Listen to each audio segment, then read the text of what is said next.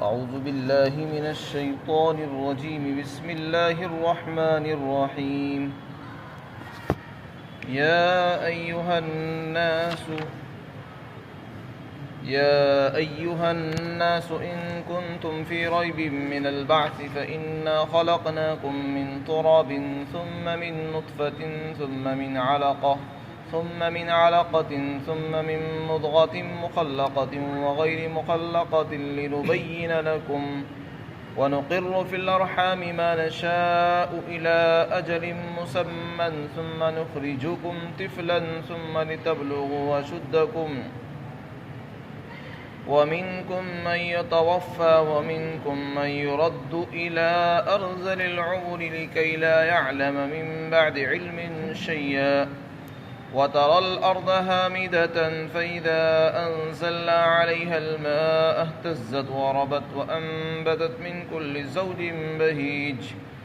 ذلك بأن الله هو الحق وأنه يحيي الموتى وأنه على كل شيء قدير وأن الساعة آتية لا ريب فيها وأن الله يبعث من في القبور۔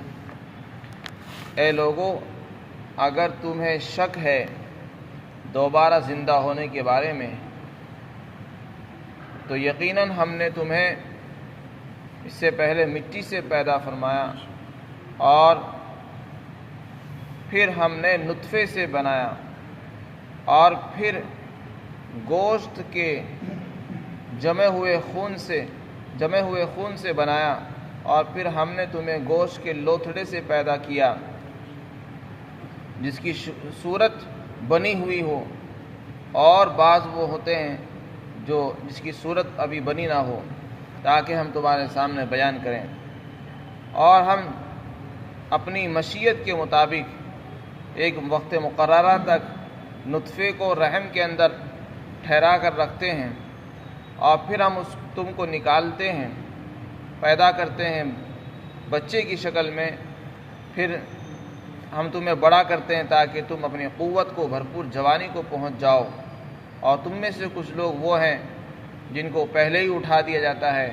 اور کچھ لوگ وہ ہیں کہ جن کو پہنچا دیا جاتا ہے نکمی عمر تک، تاکہ وہ علم کے بعد کچھ نہ جانیں۔ اور اے مخاطب، تو زمین کو دیکھتا ہے کہ وہ بالکل سوکھی ہوئی پڑی ہے، پھر جب ہم نے اس کے اندر پانی کو نازل کیا تو وہ لہلہانے لگی اور بڑھی اور اس نے ہر قسم کے خوشنما جوڑے پیدا کیے۔ یہ سب کچھ اس لیے ہے کیونکہ اللہ برحق ہے اور وہی مردوں کو زندہ کرتا ہے اور وہ ہر چیز پر پورا قادر ہے، اور یقیناً قیامت آنے والی ہے جس میں کوئی شک نہیں ہے، اور اللہ تعالیٰ ان کو اٹھائے گا جو قبروں کے اندر ہیں۔ اس سے پہلی آیت میں بعث کا انکار کرنے والوں کی تردید فرمائی تھی۔ مشرکین جو ایمان نہیں لاتے قیامت پر اور قیامت میں دوبارہ زندہ ہونے پر ایمان نہیں رکھتے، ایسے لوگوں کی اس سے پہلے تردید فرمائی تھی، اب یہاں اس کو دلیل سے ثابت فرمایا۔ ہمارا عقیدہ ہے کہ جیسے اللہ نے اس دنیا میں ہمیں بنایا ہے، مرنے کے بعد جب قیامت آئے گی اور دوسری مرتبہ سور پھونکا جائے گا تو سارے انسان زندہ ہو جائیں گے، جتنے بھی مردے قبروں میں ہیں وہ سارے کے سارے اٹھیں گے اور میدان حشر میں جمع ہوں گے اور ان کا حساب ہوگا اور جزا سزا ہوگی۔ تو یہ اسلامی عقیدہ ہے کہ ہم سب دوبارہ زندہ ہوں گے، اسی کو بعث کہتے ہیں، بعث بعد الموت۔ مشرکین اس کا انکار کرتے ہیں کہ نہیں، ایسا کچھ نہیں ہے، بس یہی دنیا سب کچھ ہے، اسی میں جینا ہے جی لو، جتنے مزے کرنے ہیں مزے کر لو، عیاشی کرنی ہو، گناہ کرنے ہو، جو کچھ کرنا ہو بس یہی کر لو، اس کے بعد سب قصہ ختم ہے، مرنے کے بعد کچھ نہیں ہوگا۔ اس کو دلیل سے بتانا چاہتے ہیں کہ دیکھو، اگر تمہیں دوبارہ زندہ ہونا ناممکن اور محال لگ رہا ہے تو پھر اپنی پیدائش پر ہی غور کر لو۔ ہم نے جو تمہیں بنایا ہے وہ کس قدر عجیب طریقے سے پیدا کیا، کون کون سے مرحلوں سے ہم نے تم کو گزارا ہے، اسی پر غور کر لیتے۔ اور ایک بات اور دھیان میں رکھو کہ جب ہم نے تمہیں بنایا تھا تو تمہارا کوئی نمونہ نہیں تھا، بغیر سانچے کے، بغیر نمونے کے ہم نے تمہیں پیدا فرمایا۔ چنانچہ سب سے پہلے ہم نے تمہیں مٹی سے بنایا۔ اللہ نے انسان کو مٹی سے بنایا۔ انسان سے مراد آدم علیہ السلام۔ اللہ نے حضرت آدم کو، جو تمام انسانوں کے باپ ہیں، ان کا مٹی سے پتلا بنایا اور اس کے اندر روح پھونک دی۔ آدم علیہ السلام کو اللہ نے براہ راست بلا واسطہ مٹی سے بنایا اور اس میں جان ڈال دی اور وہ انسان بن گئے۔ اس کے بعد آدم کی جو اولاد ہے ان کی پیدائش کے لیے اللہ نے یہ ترتیب قائم فرمائی کہ اللہ تعالیٰ نے براہ راست اس کو نطفے سے، اس کو مٹی سے نہیں بنایا۔ اولاد آدم کی ترتیب یہ رکھی کہ اس کو اللہ تعالیٰ نطفے سے پیدا فرماتے ہیں۔ چنانچہ مرد کا نطفہ عورت کی رحم میں پہنچتا ہے تو اللہ تعالیٰ اس کی پرورش فرماتے ہیں۔ اسی کی ترتیب یہاں پر اللہ نے بیان فرمائی اور یہ فرمایا کہ دیکھو ہم تمہیں نطفے سے بناتے ہیں۔ آدم علیہ السلام کو اللہ نے مٹی سے بنایا۔ آدم کے بعد جتنے بھی انسان آئے سب کو اللہ نے نطفے سے بنایا۔ آدم علیہ السلام براہ راست مٹی سے بنے ہیں اور سارے انسان وہ بھی مٹی سے بنے ہیں، لیکن اس میں واسطہ ہے نطفے کا۔ وہ ڈائریکٹ تھے، مٹی سے بنے تھے، اور نطفہ وہ بھی چونکہ غذاؤں سے تیار ہوتا ہے، انسان جو غذائیں کھاتا ہے وہ بھی مٹی سے بنتی ہیں۔ پھل کہاں سے آتے ہیں؟ مٹی میں سے نکلتے ہیں۔ سبزیاں کہاں سے آتی ہیں؟ وہ بھی مٹی میں سے نکلتی ہے۔ انسان وہ کھاتا ہے اور اس سے وہ مادہ منویہ تیار ہوتا ہے اور اسی کو نطفہ کہتے ہیں۔ تو اگر دیکھا جائے تو انسان بھی، آدم کی اولاد بھی مٹی سے ہی بنی ہے۔ تو فرمایا ہم نے اس کی ترتیب یہ رکھی ہے کہ ہم نطفے سے بناتے ہیں اور پھر اس کے بعد وہ نطفہ ایک مدت تک نطفہ رہتا ہے، پھر اس کے بعد اس میں تبدیلی آتی ہے اور وہ خون بن جاتا ہے، جمع ہوا خون بن جاتا ہے۔ پھر اس کے بعد اس میں تبدیلی پیدا ہوتی ہے تو وہ ایک گوشت کا ٹکڑا بن جاتا ہے، لوتھڑا بن جاتا ہے، اور پھر اللہ تعالیٰ فرشتوں کو بھیجتے ہیں۔ چنانچہ فرشتہ اس کے اندر اعضاء بناتا ہے، ہاتھ، پیر، سر، پیٹ وغیرہ اس کے بناتا ہے اور اللہ کی طرف سے اجازت مانگتا ہے۔ چنانچہ اللہ تعالیٰ سے پوچھتا ہے، وہ 4 چیزوں کے بارے میں سوال کرتا ہے کہ اس کا رزق کیا ہوگا، کتنا ہوگا، اس کی اجل اور مدت کتنی رہے گی، یہ شقی ہوگا یا بدبخت ہوگا، اس کا کیا اعمال ہوں گے، سب کچھ وہیں لکھ دیا جاتا ہے۔ اور پھر فرشتہ اس کے اندر روح ڈال دیتا ہے۔ حضرت عبداللہ بن مسعود رضی اللہ عنہ کی روایت ہے، آپ نے فرمایا کہ ماں کے پیٹ میں نطفہ 40 دن تک جمع رہتا ہے، یعنی جو مادہ منویہ پانی کا جو قطرہ ماں کے پیٹ میں پہنچا وہ 40 دن تک اسی طرح نطفہ رہے گا، اور پھر ہر 40ویں دن کے بعد اس میں تبدیلی آتی ہے۔ 40 دن تک وہ نطفہ رہتا ہے، پھر 40 دن کے بعد وہ خون بن جاتا ہے جمع ہوا۔ آپ نے فرمایا کہ وہ 40 دن تک خون ہی رہتا ہے، جمع ہوا خون، اس کو علاقہ کہتے ہیں عربی میں۔ پھر 40 دن تک خون رہنے کے بعد 2 چلوں کے بعد پھر وہ گوشت کی بوٹی بن جاتی ہے اور لوتھڑا بن جاتا ہے۔ فرمایا پھر اس طریقے سے 3 چلے ہوتے ہیں اور اس وقت تک اس میں جان نہیں ڈالی جاتی۔ جب 40 دن گزر جاتے ہیں، 3 مرتبہ چلے گزر جاتے ہیں، اس کے بعد اللہ تعالیٰ فرشتے کو بھیجتے ہیں اور پھر فرشتہ اس کے اندر اس کی شکلیں، اس کی صورتیں، اس کا جسم، اس کے سر، اس کے ہاتھ، پیر وغیرہ بناتا ہے، اور پھر اللہ سے وہ اجازت مانگتا ہے، اس کی تقدیر لکھ دی جاتی ہے، اس کی روزی لکھ دی جاتی ہے اور اس کے اعمال لکھ دیے جاتے ہیں، اس کی شقی اور سعید ہونا لکھ دیا جاتا ہے، نیک بخت ہوگا یا بدبخت ہوگا، وہ سب کچھ لکھ دیا جاتا ہے، اور کہاں مرے گا، ساری چیزیں لکھ دی جاتی ہیں، اور پھر اللہ کی طرف سے حکم ہوتا ہے تو فرشتہ اس میں جان ڈال دیتا ہے۔ تو یہ سب کچھ 3 چلے پورے ہونے کے بعد ہوتا ہے۔ اسی ترتیب کو یہاں پر اللہ تعالیٰ نے بیان فرمایا کہ دیکھو ہم نے کتنے دور سے انسان کو گزارا ہے، کہ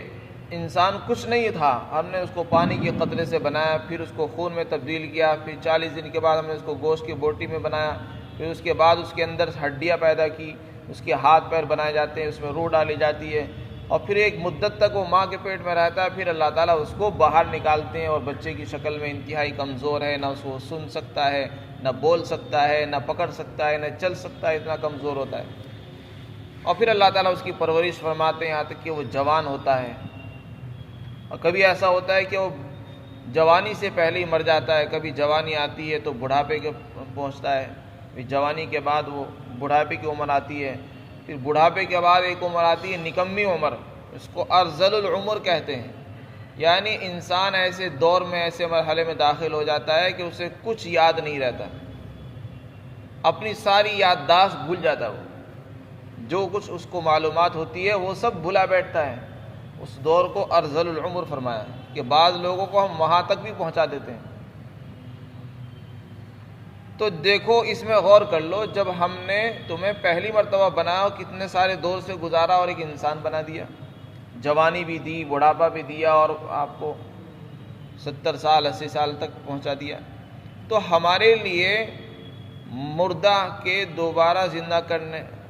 مردے کو دوبارہ اٹھا دینا اور بوسیدہ ہڈیوں کو، ریزہ ریزہ ہڈیوں کو جمع کر دینا، ان کو مرکب کر دینا ہمارے لیے کوئی مشکل کام نہیں ہے، ہم اس پر بھی قادر ہیں۔ جب ہم ایک انسان کو اتنے سارے دور سے گزار سکتے ہیں، اور کہیں کہیں مہینوں کے، کہیں کہیں سالوں کے وقفے سے اس کو بڑھاپے تک پہنچا سکتے ہیں، تو ہم ایک انسان کو مرنے کے بعد دوبارہ کیوں نہیں اٹھا سکتے؟ ایک مثال تو یہ بیان فرمائی۔ دوسری مثال یہ بیان فرمائی کہ دیکھو زمین ہے، زمین میں غور کر لو، زمین ہے کوئی سوکھی پڑی ہے، بالکل اس میں کوئی گھاس نہیں ہے، کسی قسم کی کوئی ہریالی نہیں ہے، کوئی سبزی نہیں ہے، خشک ہے بالکل۔ ہم اس میں پانی برساتے ہیں، آسمان سے بارش ہوتی ہے، تو بارش ہونے کے بعد اس میں سے گھاس اگتا ہے، ہریالی آ جاتی ہے، یہاں تک کہ وہ ہریالی اور کھیتیاں لہلہانے لگتی ہیں۔ جب تک بارش نہیں ہوئی تھی تو بالکل سوکھا بنجر کھیت تھا، اور جب بارش ہو گئی تو وہ لہلہانے لگا، یہاں تک کہ وہ کھیتیاں بڑھ رہی ہیں، اور بڑھنے کے بعد اس میں ہر قسم کے خوشنما پودے نکل آتے ہیں جو دیکھنے میں بڑے اچھے معلوم ہوتے ہیں۔ تو دیکھو جیسے ہم ایک بنجر زمین کو، مردہ زمین کو، خشک زمین کو زندہ کر سکتے ہیں، اس کے اندر ہم پیداوار کر سکتے ہیں، ہم ایک مردہ کو زمین سے کیوں نہیں اٹھا سکتے؟ جب ہم ایک مردہ زمین سے ہم تر و تازہ پھل نکال سکتے ہیں، پیڑ پودے نکال سکتے ہیں، تو ہم ایک انسان کو بھی نکال سکتے ہیں۔ تو یہ دو مثالیں بیان فرمائی ہیں بعث بعد الموت کو، عقیدے کو ثابت کرنے کے لیے، اور ان لوگوں کو بتانے کے لیے جو عقیدے کو، بعث بعد الموت کو ناممکن اور محال سمجھتے ہیں، اور فرمایا ایسی بات نہیں ہے، اور یہ برحق ہے۔ یہ سب کچھ اس لیے ہے کیونکہ اللہ حق ہے، اللہ تعالیٰ چونکہ برحق خدا ہے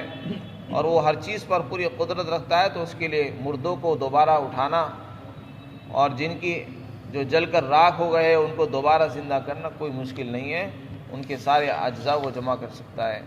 اور قیامت کے اندر کوئی شک نہیں ہے، وہ آنے والی ہے۔ آگے فرمایا اللہ تعالیٰ مردوں کو اٹھائے گا جو قبروں کے اندر موجود ہیں، تو لہذا مردوں کے بارے میں یہ عقیدہ رکھنا کہ وہ نہیں اٹھیں گے اور وہ ختم ہو چکے ہیں،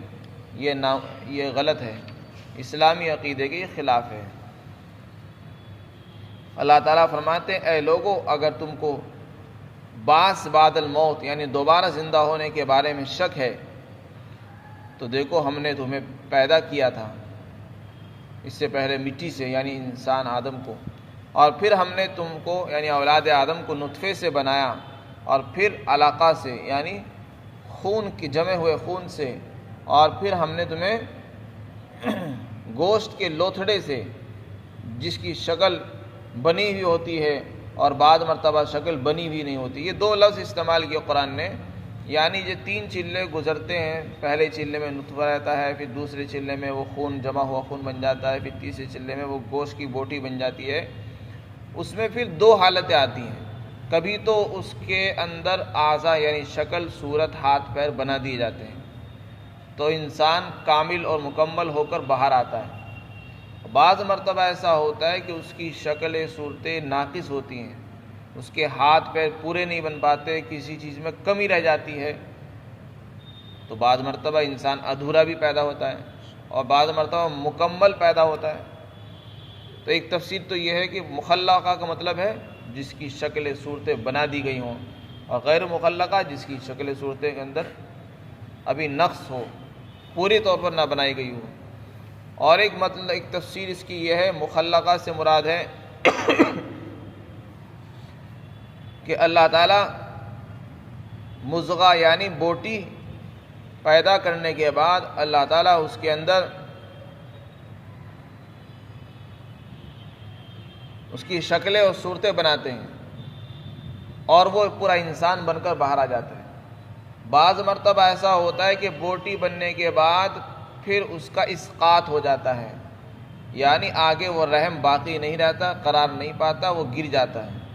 اس کو غیر مخلقہ سے تعبیر فرمائے۔ بعض مرتبہ ایسے بھی واقعات ہوتے ہیں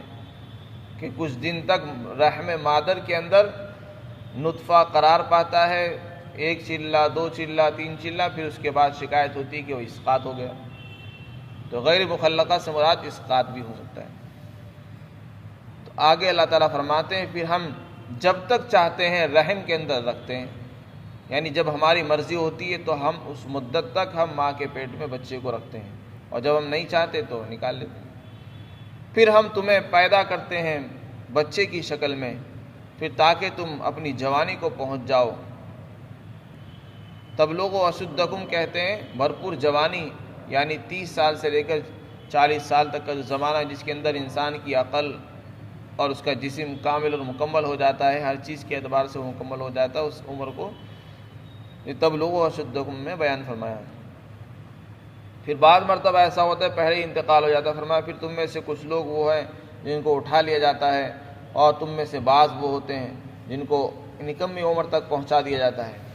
تاکہ علم کے بعد تم کچھ بھی نہ جان سکو۔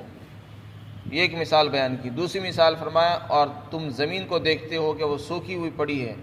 پھر جب ہم نے اس کے اندر پانی کو نازل کیا تو وہ لہلہانے لگی اور وہ بڑھنے لگی، اور اس نے ہر چیز کو اگا دیا، ہر قسم کے خوشنما جوڑے اگا دیے۔ اور یہ اس لیے ہے کیونکہ اللہ حق ہے، اور اللہ تعالیٰ مردوں کو زندہ کرتا ہے، اور وہ ہر چیز پر پوری قدرت رکھتا ہے، اور یقیناً قیامت آنے والی ہے، اس میں کوئی شک نہیں ہے۔ اور اللہ تعالیٰ مردوں کو زندہ فرمائے گا جو قبروں کے اندر موجود ہیں۔ اللہ تعالیٰ ہم سب کو یقین عطا فرمائے۔